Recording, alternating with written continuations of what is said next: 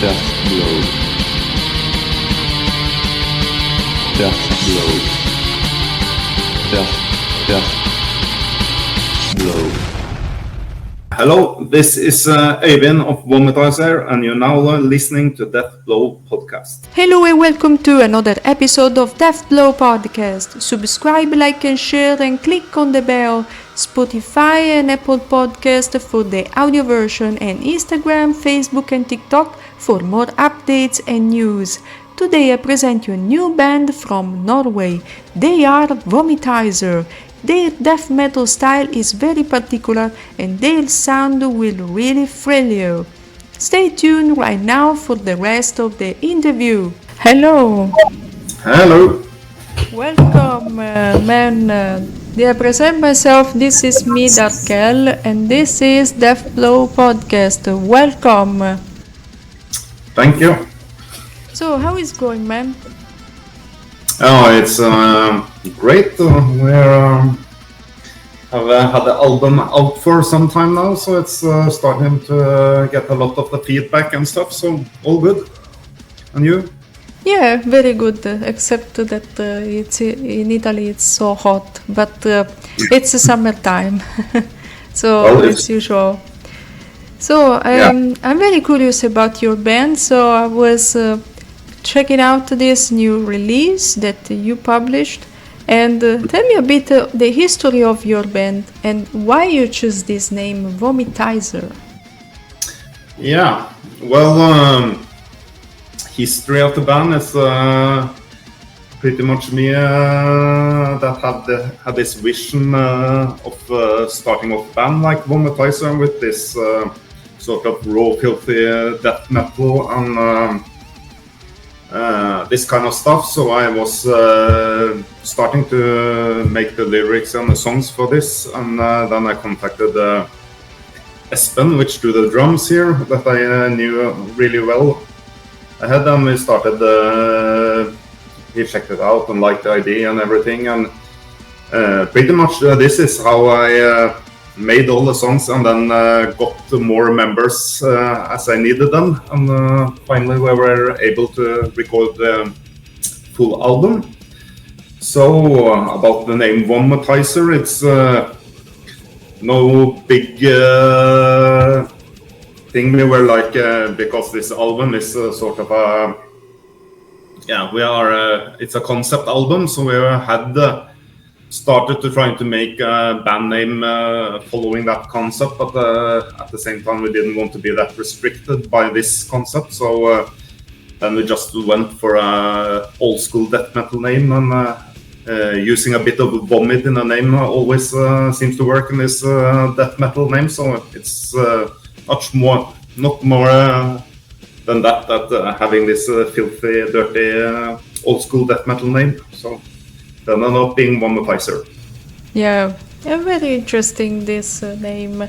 So you guys come from Norway. I really appreciate this land for many reasons, because of Norwegian black metal. And do you love Norway? Do you like Norway? Do you think you have a chance to become big into this land, or there is a lot of competition between bands? Well, I'm really happy with Norway. It's like, you said it's really warm in Italy now. It's a summer in Norway, and it's still cold in Norway, so that's how it works. But except from that, I think it's, I'm really fond of living in Norway. And when it comes to the metal thing, it's like you definitely have a metal community in Norway and a lot of bands, as you say. So, you can call it competition, but I don't see it that way. I see it more like it's a big community playing metal, and we're just a part of that. And about how big we can get in Norway, I'm not sure, because it's like, of course, black metal has been a big part of Norway and still is, but there are some death metal bands, and we have some death metal festivals and stuff like that, so it's starting to get pretty good death metal community in Norway too. So I think we have a chance of getting out. So I guess it's more about keep on making good music and getting out playing live and stuff like that. In this new album called Release the Rats, what can you tell me more about this? Yeah, as I was talking about earlier, Release the Rats is a concept album, and it's about sort of a following a cult sort of thing that has made philosophy about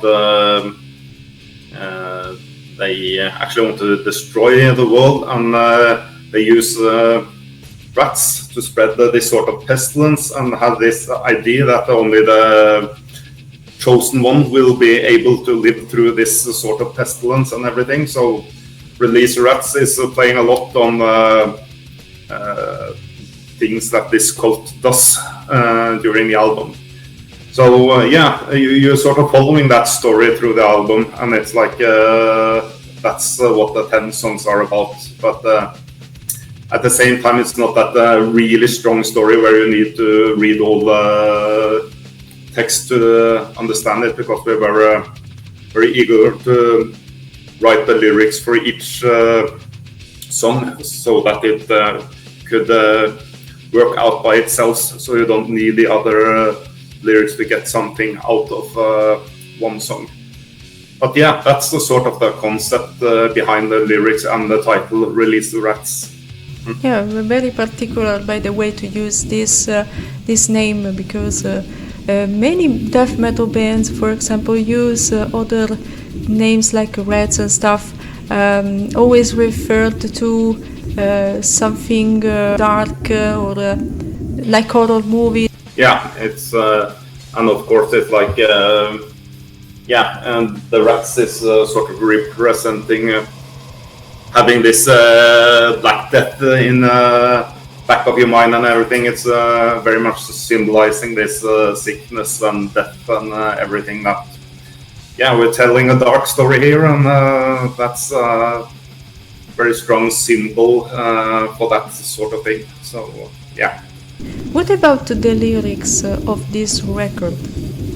Yeah, that's pretty much the lyrics has been sort of following this story. So I don't know if I have it's like I think the best way is actually to read the lyrics while you're listening to the song and or the album, and you will hopefully also get the feeling that the lyrics that are put for the different songs fit together with songs that we have made. So it's like we try to have the feeling of the song also in the lyrics while making this album. Is that this album has been mastered by Rune Stavnesli. How it has been to work with him? No, he is actually a guy that I have known from back in the days, and I play in this band called Keton, and he also did a mix and master for that, and we were in studio with him, and it's been doing also some other bands like Necrophagia and stuff like that. And the good thing about Rune is that he really understands this kind of music, and he don't try to like make this polished product. He knows how dirty we want it, and he has sort of the same philosophy, and it's very easy to talk with and like give him our vision of what this is going to be, and it sort of just works out. So it's it's been a pretty easy process working with him, I will say. And for this kind of music, it's like I would really recommend him to other bands too, because just doing a great job with this kind of music. More I listen this record, and more I perceive these elements similar to many other bands, such as Thorns, Snorlerlook. And what do you think about them? Yeah, Thorns is just amazing, and the only bad thing I have to say about that band is that they are not producing enough, and it's taking too long time. But it's like it's been a really important part of like the whole sound that you sort of think of this Norwegian metal sound. It's been such a big part of it, and I'm really looking forward to new stuff coming out from Thorns. That would, I think it will be great. And he sort of lives in the same town, Trondheim, so I keep hearing rumors that stuff is coming out, but I've been hearing that for quite some years now, so still waiting. Yeah, and me too, because I can't wait to listen more about Thorns. Yeah. It seems very good that they will come out with a new record, and it's more than 3 years that are working on the. Yeah, it's been a long time. So yeah, and really hope it's coming out near future. Have you ever had a contact with a band from Trondheim that are famous or something like that in black metal or in death metal? If there are any bands from Trondheim that are like I think the biggest bands from Trondheim is like you have Thorns, Hordom Rife, Kypokalessin. That are some names, but I don't think you have any of these biggest black metal bands other than Thorns, of course. But at the same time, you have this Nidrosian black metal and a lot of this underground black metal bands, and it's definitely a big community for black metal in Trondheim, and which are doing really great, and it's a lot of really good bands and albums coming out from that part. So it's, I would say it's many good bands, but maybe not the biggest one from Trondheim if you look at the record sales sort of stuff. Now, talking about bands, what are your main influences? Yeah, well, making Vomitizer is of course been a lot of this old school death metal bands that has been the biggest part. So it's like Death and Bolt Thrower and Obituary, Necrophagia has also been like a big part, and for the vocalist, he was really into Necrophagia and Killjoy when he was sort of making out the style of the vocals for this album. And of course, I also have been listening a lot to like Autopsy and Abscess, and that was sort of maybe Abscess especially was a sort of a band that I listened to a lot, and was a big part of me thinking or getting the vision of what Vomitizer should be, because they also have this really dirty, filthy death metal, but still have a bit of this punk rock attitude in their music, and that was also a thing I really wanted to have in Vomitizer. So I don't think we sound like them in any way, but we have a sort of the same vision of where we want the music to be. So that has been like bands that I can mention as big influences for Vomitizer. Yeah, about Necrophagia, for example, Killjoy always had this huge collaboration with Maniac from Mayhem, and I think it was a band they had together, if I remember perfectly. Yeah, it was this Vurdulak. Yeah, they did, and I remember they were here in Trondheim actually recording that stuff, and that was also Rune that did the Vomitizer record, I think. I'm not sure, but I think he was also involved in it. I will not guarantee that, but I remember they were here recording, and it was also some people of Trondheim bands in that band, which had among others the drummer from Bloodthorn, I know was also involved in it, and the guitar player of Helvitnir that also used to live in Trondheim back at that time. Wow. Amazing. And what about the cover art of this record? Yeah, it's actually kind of funny because we were, of course, having this concept album. We really wanted an album cover that sort of hit the vibe of the story that we are trying to tell. And we were in contact with an artist to make this cover art, and we were giving him a lot of the story, and he made some really cool cover art for us, and we were sort of very happy with that, and it had a lot of this story things inside the cover and everything. But then we wanted to do this single first, and this single is from the song Pestilence, The Sickness, and that song is actually just a description how this pestilence attack the body of some guy, and Peter that do the vocals, he had bought that cover art that we use just earlier with no idea where he was going to use it, but when we saw this picture, and it was like, yeah, this is totally the description of a guy in pain and pestilence and everything, so we used this for the single, and we used it for the single, and then we were talking with the label, and he was like, yeah, but I think this actually works for the album too, because it's like so extreme and old school, and had this feeling, and we were talking it over, and yeah, so we ended up just changing it a bit and used it for the album too, but we still feel that it sort of really hit the story behind it, because you have this desperate sickness and the raw feeling. So and we're really happy with the album cover and got a lot of good feedback from it, so I think it does its job.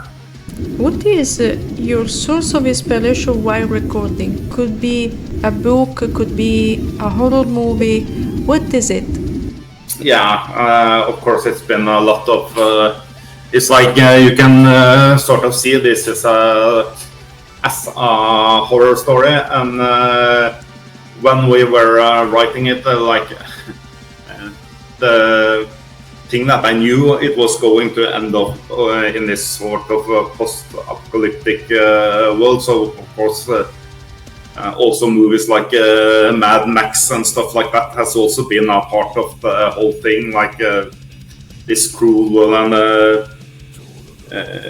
yeah, a lot of this typical post-apocalyptic things, and also of course a lot of horror stories. So it's been movies, it's been comics, and it's been books and everything, but it's like I don't have like one place where I have the thing for this album. It's like yeah, just grabbing stuff from different medias and put it together and made our own story that has turned out into this Vomitizer album. So yeah, you take inspiration. It's just like the music, you take inspiration from a lot of bands, and it's just ended up being your own thing in the end. Yeah, and the result is pretty good. Really have to say this. Yeah, thank you. And you are signed right now with Undercover Records. Is it good to be signed with a label? Yeah, we've been really happy with that actually, because it's like, yeah, it's of course it's a small label and an underground label, and that has, of course, some good things and some bad things. The good thing is like we are having a really good communication with this guy that are in Undercover Records. That we are in contact with, and he's been like really open that yeah, everything we want to do, we just do it, and it's not a label that is saying that you need to do it this way or this way, and we have full artistic freedom to do whatever we want musically and lyric wise, and with cover art and everything. So it's really good that way, and it's as I said, he's been really honest all the way about what he can do for us, and he has always followed everything that he said he should do. But of course, it's not like a big label that can put you on a tour with a big band and stuff like that. So at the same time, you have to do a lot more work yourself too, and getting to get this gigs and stuff like that. So, but yeah, we are really happy with the work that he's done and how this whole thing has worked out. So it's been good to be on Undercover Records. Do you guys play live? Have you ever tour to play, or some concerts, new dates? Yeah, we are just started. It's like the thing is that we have we started this band and we started doing the recording for the album right away, and never thought about doing live at the time. It was just to get this album done.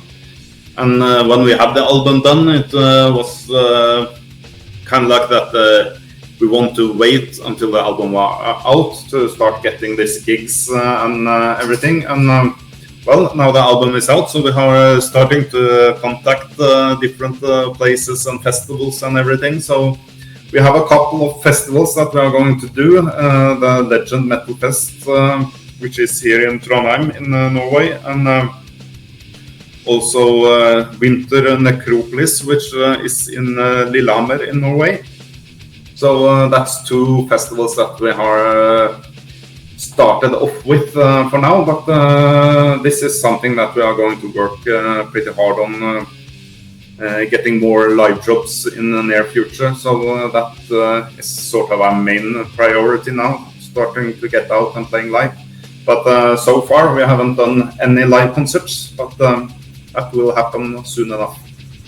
Yeah, I really wish you for that in the future, to you and your band, because it's a very valid band, your band. Really, I mean it. Yeah, cool. Thanks. Yeah, and right now, talking about Trondheim, I was thinking about a lot of places, and one thing is, how is to walk near Nidaros Cathedral and admire the famous cover of the Mysteries Dom Satanas? Yeah, I know, it's kind of cool. It's like I'm not thinking of it as it's like that's a church is in the middle of the city center, so you sort of walk by it all the time. I don't think as much of it as the Mayhem cover anymore as I did when I moved here, but yeah, I was we have this sort of black metal festival that is here in Trondheim every year, and there we have a lot of people coming from different countries to visit this festival. And then I hear a lot of people just talk about that church as the Mayhem Church, because it's like so famous from this cover. But yeah, it's a really cool church. So if you ever visit Trondheim, you should definitely check it out, because it's really a cool church to watch. The fact that they used that cathedral, it means a lot, you know. I will see it, if I would be living in Trondheim, I will see like, wow, a huge heritage for my town. I would feel proud, for example. Yeah. No, but it's, yeah, and it's of course been this very iconic picture from that, which is maybe one of the best black metal albums ever done. So it's, yeah. How did you start to play music? How did you start to understand that music is an important thing in your life? Well, of course, the first part was like just becoming a big fan of music myself. So it's like the main thing I started, well, maybe when I was like 13, 14 years old, playing guitar. And then I've been listening to metal for a long time, actually. And I was really into metal. And at that time, I was also really into AC/DC, which is, of course, very guitar sort of music. So I definitely wanted to play the guitar at that point, and it's a great way to start playing guitar because this is a sort of very easy way to start off, and it was so that's where it all started. And I didn't get the band before some years later, but when we got into a band, I was actually pretty fast starting to make my own songs and doing my own stuff, and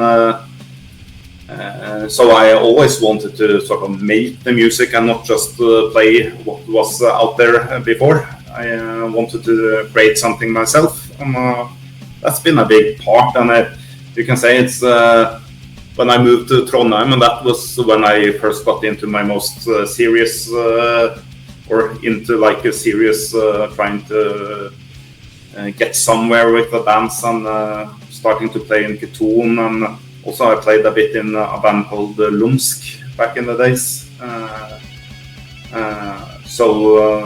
And then I was sort of more into serious, trying to make my own music and going somewhere with the music. But of course, like now, it's I don't have this idea of getting professional and living off the music, because it's like I know so many people that tried that and sort of failed. So I'm happy with having my work and having this as a passion that I do in my spare time. We'll try to get as long as we get with this band, and I hope that will be to come a big part, like getting the Vomitizer name out there.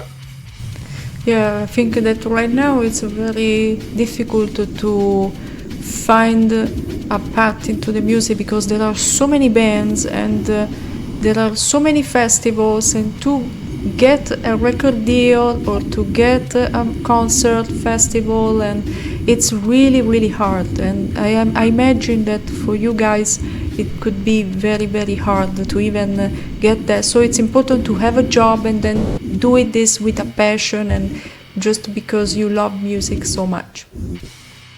Yeah, and of course that's also the good thing about having a job, and knowing that you have the income there, and that you don't need to like trying to make a big hit or anything. Like, we make the music we want to do, and if it doesn't sell any records, well, that will be. But the most important thing for us is making the music that we like and that we want to have out there. So it's like you can do that as long as it's just driven by passion, and you don't need to earn any money out of it. It's like that's not the main priority when we are making music. And what do you think about the metal scene today? What do you change? What do you experiment into this metal music? Yeah, that's kind of hard.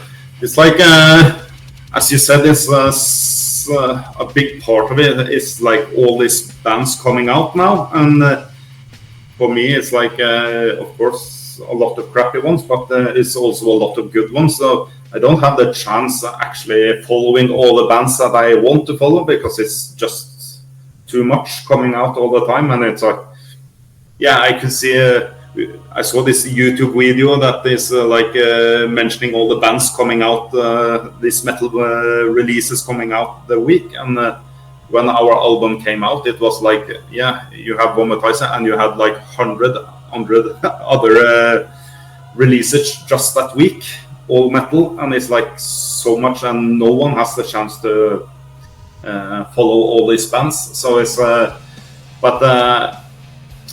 thing that I like with the scene today, especially into the death metal scene, is like you have started to get this really good death metal festivals. A lot of them are very underground, but I'm fine with that. And you also have a sort of gotten back some of this old,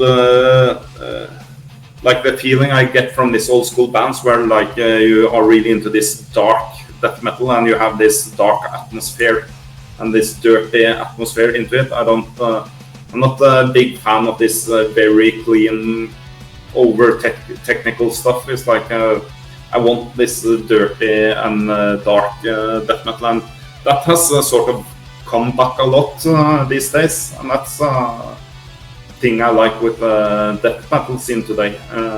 But of course, you also have a lot of this very technical, clean sounding death metal bands that I don't listen very much to. But so it's I like the scene today because it's so much good stuff coming out, and it's just for me it's hard to follow up all the stuff that I want to follow up because it's just too much. So that's the big thing. That's back in the days you had to get a record deal and to get somewhere. You don't need that. Everyone can make their own release and just put it out on Spotify, and it's a release. So it's so you don't have that sort of quality check that the label did back in the days. Whatever people make, it just comes out on some digital media anyway. So that's sort of the thing I may be not so fond of in today's music scene. It's like all the crap that didn't come out before that does it today. Yeah, you really cleared out this very well. And and something to finish this interview, something that you would like to say to the public, people that are curious about your band? Well, the main thing I want to say is just keep following us on whatever media you are at, if it's Facebook or Bandcamp or Spotify, so you will get the news. We are already started to make music for a new EP, so if you want to get the news when it comes out, just follow us wherever you want. We are on most media, and that would be the main thing. If you are if you're in Norway and up for a metal Legend Metal Fest or Winter Necropolis, you can see us live. And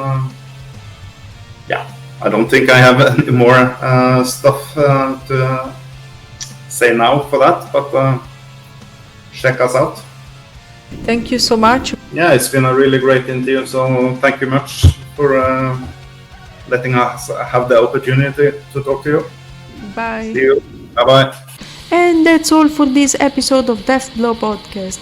Subscribe, like and share, and click on the bell. Spotify and Apple Podcast for the audio version, and Instagram, Facebook and TikTok for more updates and news. See you soon, guys!